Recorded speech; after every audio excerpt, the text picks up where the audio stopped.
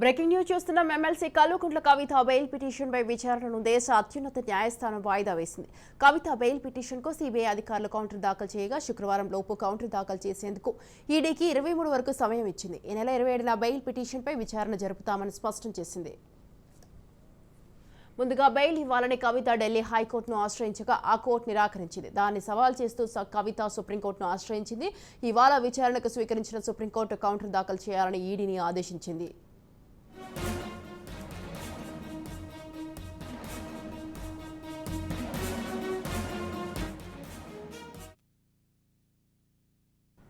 రైట్కి ఈ విషయంపై మరింత సమాచారాన్ని ఆ ప్రతినిధి శ్రీశైలం అందిస్తారు. శ్రీశైలం,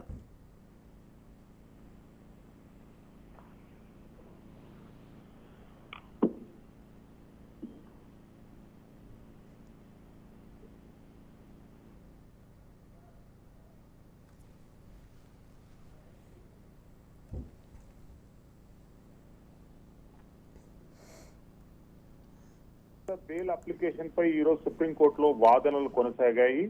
గత జూలై 1వ తేదీన హైకోర్టు ఆమె 2 బెయిల్ అప్లికేషన్స్ తిరస్కరించినటువంటి ధర్మిల ఈ రోజు సుప్రీంకోర్టులో అప్పీల్ వేసుకున్నారు. సుప్రీంకోర్టు కూడా గత వారం రోజుల క్రితము వాదోపవాదాలు విన్న తర్వాత ఈడీ అండ్ సిబిఐ తరఫున కౌంటర్ దాఖలు చేయవలసిందిగా అనేటటువంటి లాస్ట్ టైమే వాళ్ళు ఒక క్లారిటీ ఇండక్షన్ అనేటటువంటిది ఈడీ సిబిఐకి సూచించారు. కానీ ఈడీ సిబిఐలు ఈ రోజు వరకు కౌంటర్ అనేది దాఖలు చేయలేకపోయారు. అందుకు ఈ నెల 27వ తేదీన మరోసారి వాదనలు వినడానికి సుప్రీంకోర్టు ధర్మాసనం ముందుకొచ్చింది. గత కొంతకాలంగా సుప్రీంకోర్టులో లిక్కర్ స్కామ్ పై కొనసాగుతున్నటువంటి అంశంపై ధర్మాసనం కూడా పూర్తి వివరాలు తెలుసు. ఇందులో ప్రైమాపసి ఎవిడెన్స్ ఎవరికి అగెనెస్ట్ ఉంది, ఎవరికి అగెనెస్ట్ గా లేదు అనేటటువంటి అంశం ధర్మాసనానికి మరియు అక్కడ సీనియర్ కోర్ట్ ఆఫీసర్స్ అందరికీ తెలుసు కనుక కౌంటర్ అఫిడవిట్ సబ్మిట్ చేయవలసిందిగా ఈడీ అండ్ సిబిఐకి సూచించడం జరిగింది. మొదటగా ఈడీ అధికారులు కస్టడీలోకి తీసుకున్నటువంటి కవిత, మరో సిబిఐ అధికారులు కూడా పీటీ వారెంట్ వేసి ఆమెను అరెస్టు చూపించడం జరిగింది. 2 కీలకమైనటువంటి కేసులో ఈ కేసులలో అంటే మనీష్ సిసోడియా మరియు అరవింద్ కేజ్రీవాల్, రాజ్యసభ ఎంపీ సంజయ్ సింగ్ల కంటే కూడా ఎక్కువ ఆధారాలు కవితకు అగెనెస్ట్ గా ఉన్నాయనేటటువంటిది హైకోర్టు ధృవీకరించింది. హైకోర్టు ధృవీకరించినటువంటి అంశాన్ని సుప్రీంకోర్టు ఇగ్నోర్ చేస్తుందని చెప్పి ఎవరు అనుకోవడం లేదు. మారినటువంటి రాజకీయ పరిస్థితులకు అనుకూలంగా ఒకవేళ వస్తే పొలిటికల్ సిచ్యువేషన్ లోనే కవితకు బెయిల్ వచ్చే అవకాశం ఉంటుంది. లేదు అంటేనంటే జూలై 1వ తేదీన ఢిల్లీ హైకోర్టు రిఫ్యూజ్ చేసినటువంటి బెయిల్ ఆర్డర్ లో చాలా స్పష్టంగా ఢిల్లీ లిక్కర్ స్కామ్ కు ప్రైమాపసి ఎవిడెన్స్ ఎట్లా ఎస్టాబ్లిష్ అయ్యింది, అప్రూవర్ గా మారినటువంటి శరత్ చంద్రారెడ్డి ఇచ్చినటువంటి స్టేట్మెంట్స్ ఏ రకంగా ఉన్నాయి, పిల్లై అదే విధంగా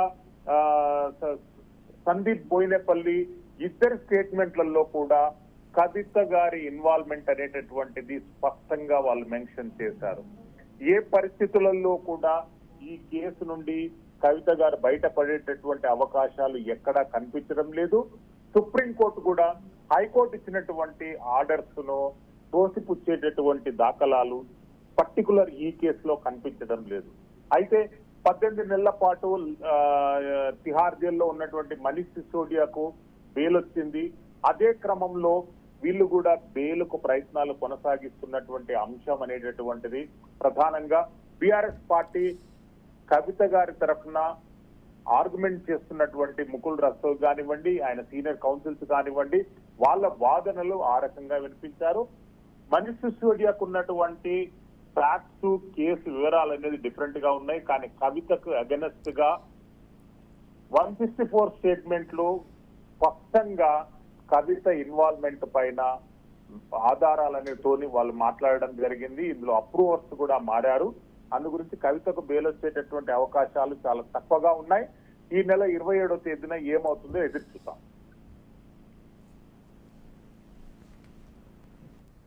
Right. Thank you, Sri Selam. Thanks for the details.